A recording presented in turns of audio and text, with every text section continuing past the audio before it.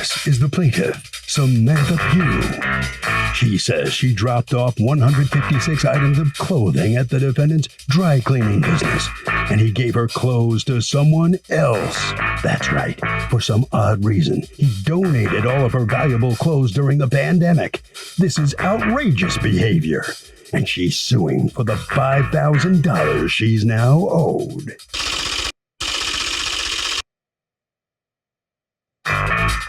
This is the defendant, Randy. He says the plaintiff dropped off a large amount of clothes in September of 2019. And in February of 2021, he was cleaning out the place and noticed her clothes were still there. He told her to come pick them up, but she never did. And it's clearly stated on the receipt that he's only responsible for 30 days. So he owes the irresponsible plaintiff $0. He's accused of getting rid of a wardrobe.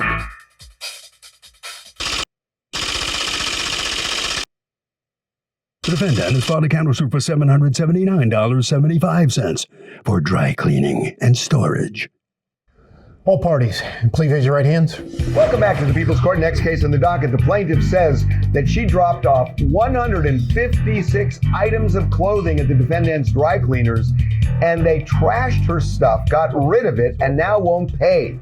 But the defendant says the woman left her clothes in his establishment for almost 2 years, and she abandoned them. It's the case of the naked truth. Thank you, Douglas. Okay, Ms. Pugh, what happened here? Okay, I went to the defendant's dry cleaning business to pick up my clothes as I When had you dropped the clothes off? The clothes, so there were two sets of clothes. There were clothes that were there from December of 19, and then there were clothes of 2019. Yes, and they were closed there from February of 20. Of 2020? Of 2020. Yes, of 20. Okay. Yes. And how many pieces in total? 156. Okay. That's a lot of clothes. Between the two. Yeah, it's a lot of clothes. I've been going to the defendant's dry cleaning and laundromat for at least maybe 3 to 4 years.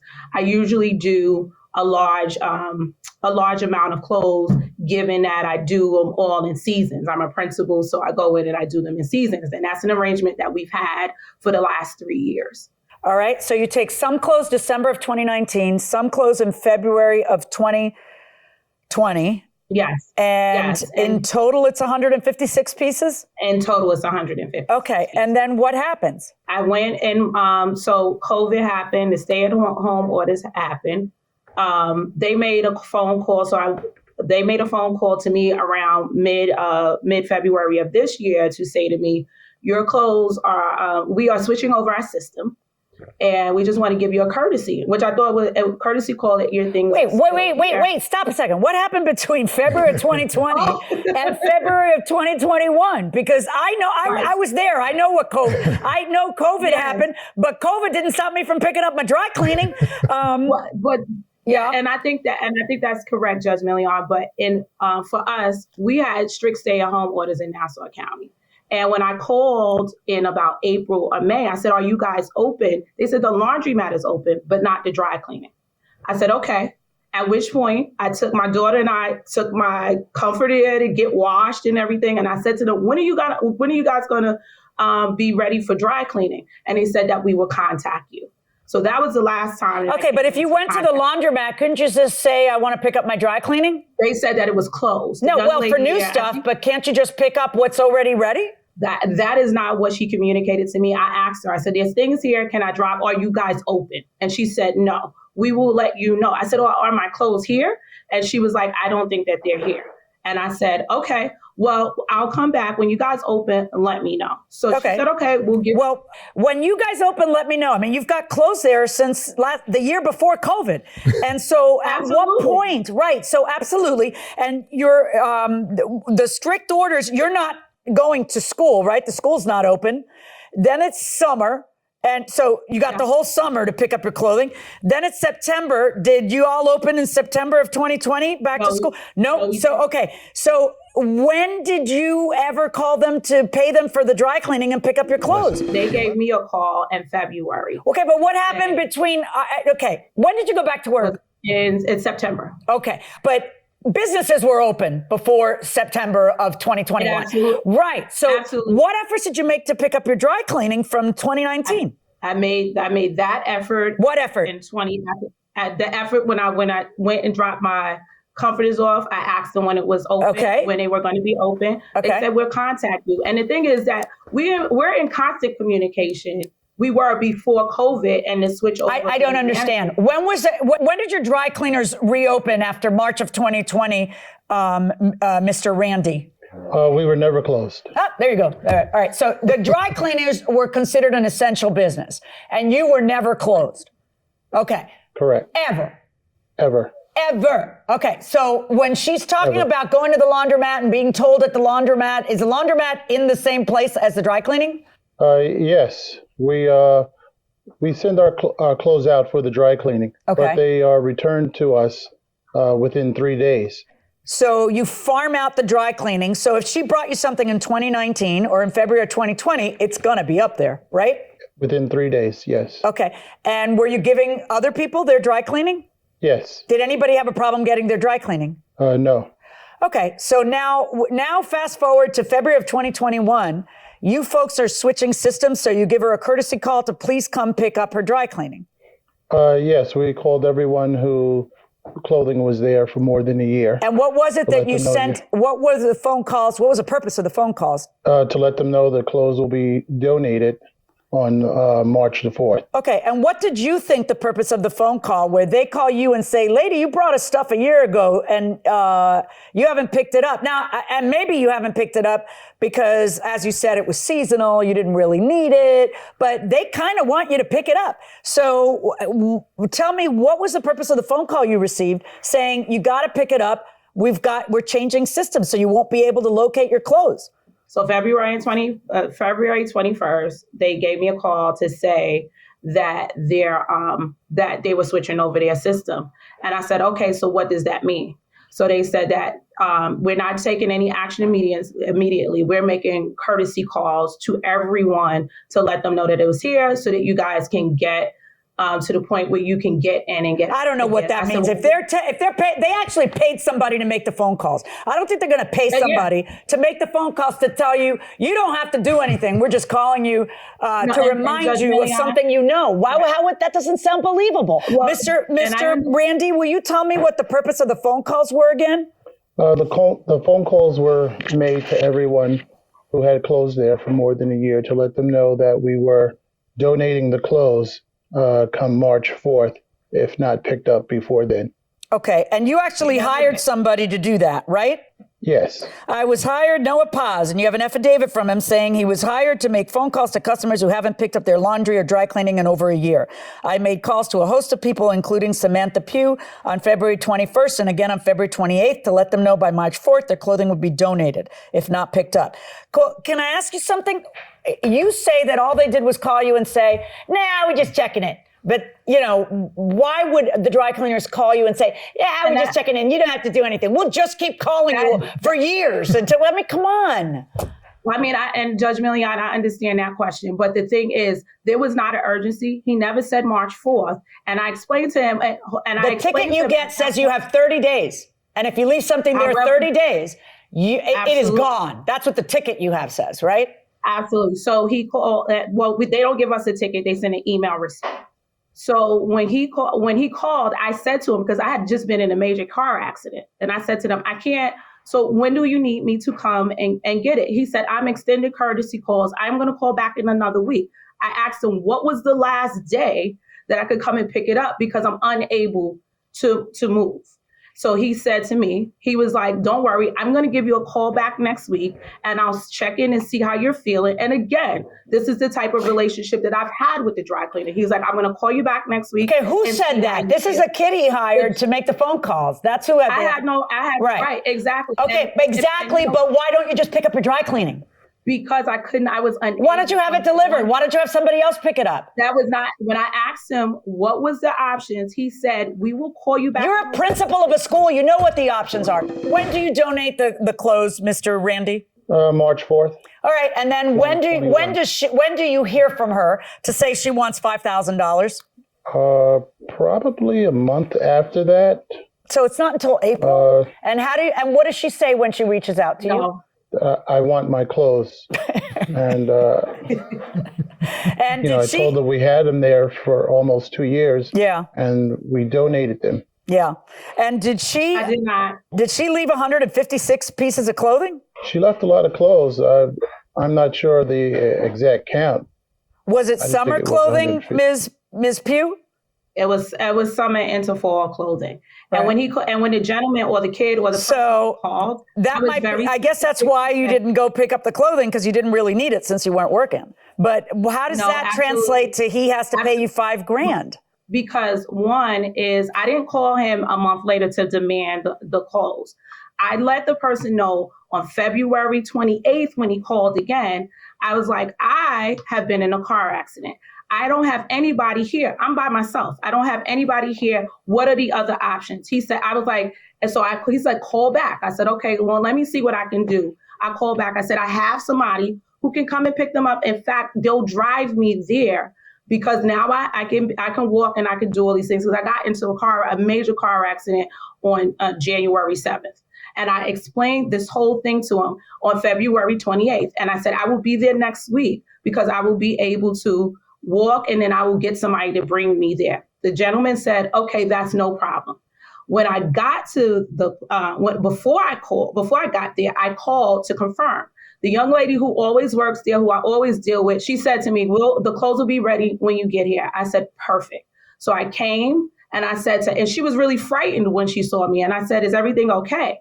And she said, are you okay? I said, yes, I'm feeling a lot better. Where are the clothes? And she said to me, I don't think that they're here. And I said, well, I just spoke to you. And you told me, I spoke to you guys twice. And you reassured me, one, to let you know that I would be there in a week. And two, that I was coming the next day. And both of those times you reassured me that the clothes would be there. So she said, and she got really nervous. It started to sweat. And I said, okay, well, where are the clothes? She said, I don't know. And I said to her, well, what do you mean you don't know? She said, I don't know. They're not here. So I said to her, well, what do you mean they're not there? When did they get picked up between the time I spoke to the gentleman on the phone and we all agreed that I could come I'm going to need you to prove the last thing you just said. You know how that last sentence is that you operate by different rules? You don't have to abide by 30 days and we're donating it. Where they tell you, don't worry about it, we'll hold your clothes for you.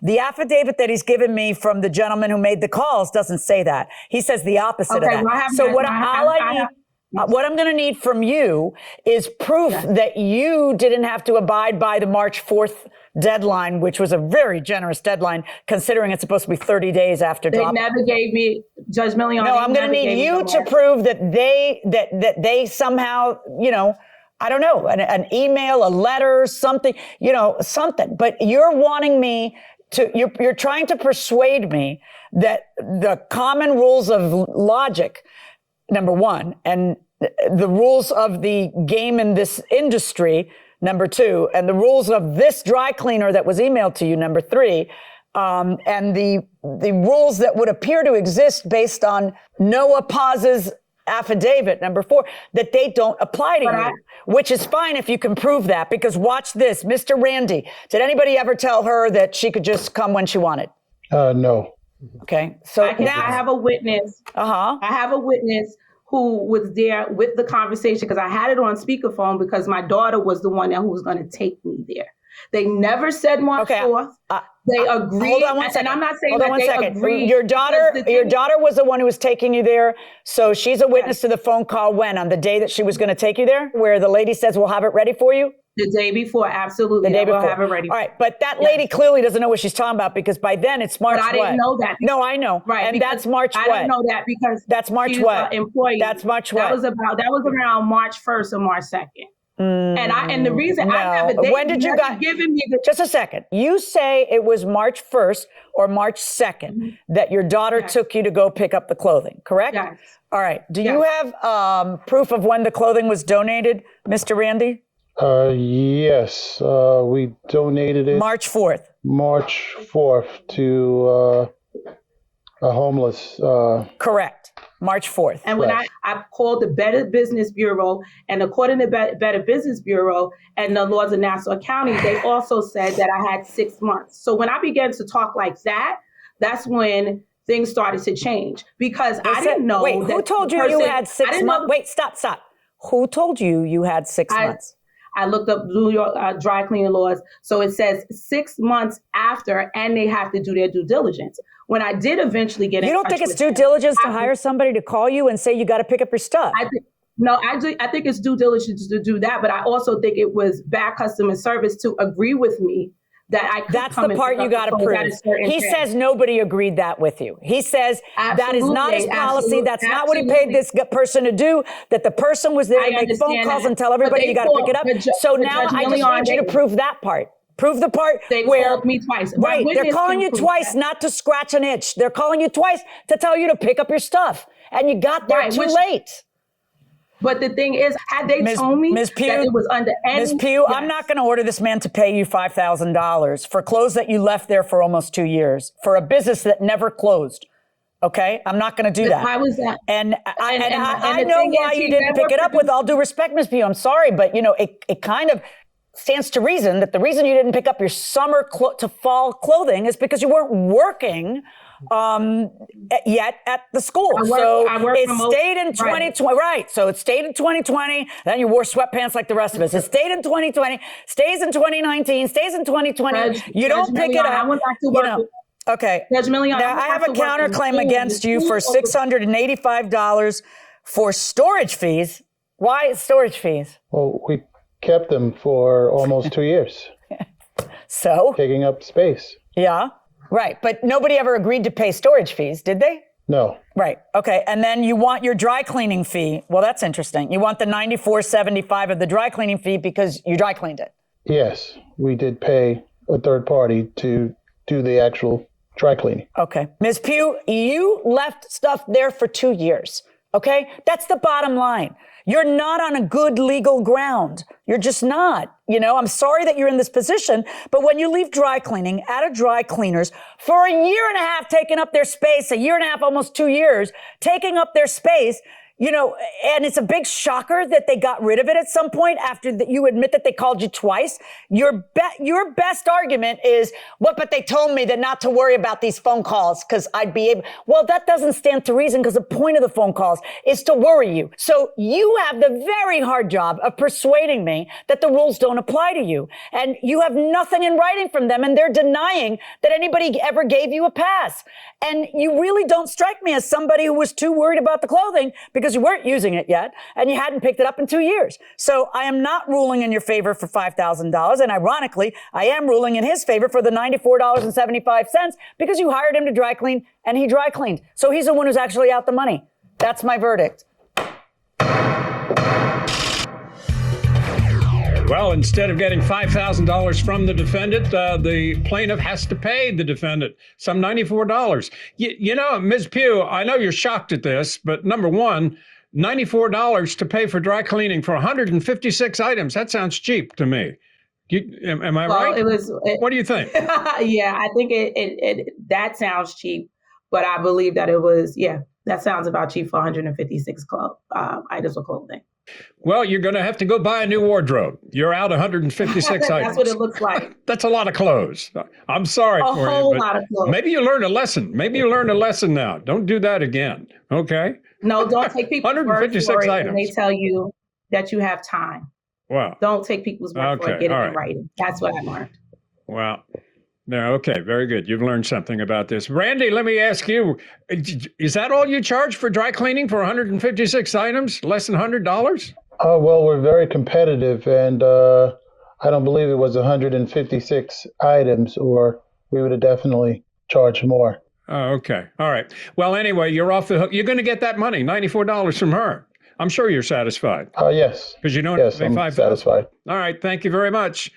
I think you may have lost a customer, though. So we've talked about this before, Doug, that there are different laws regarding abandonment.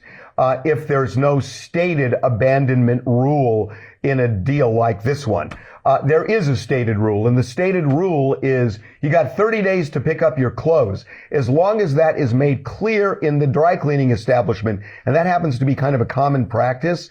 When you wait more than 30 days, if they choose to get rid of your stuff, you are going to be out of luck. So keep track of your clothes and don't let it go beyond 30. You mentioned the television show The Office a lot. What are your favorite episodes? Oh my gosh, we watch that show constantly. I've seen I would say we've seen every episode 4 or 5 times. I bet you we spent 5,000 hours watching that. Yep. It's just constant at our house. We watch it all the time, and our kids love it too. Yeah. So, I mean, the writing is so good, and Steve Carell is comedic genius. And favorite episodes? Too many to choose from. I'm going to say Diversity Day. Diversity Day is great. That was episode 2, I think. Yeah, it was an early episode. Scott's Tots. Scott's Tots. Great one. Where he had told a 4th grade class he'd pay for their college education because he assumed he'd be rich by then. Right. And then they were all thinking they're getting their college later, education. They're graduating or whatever it is, and he doesn't have 2 nickels to rub together. Right? Yeah.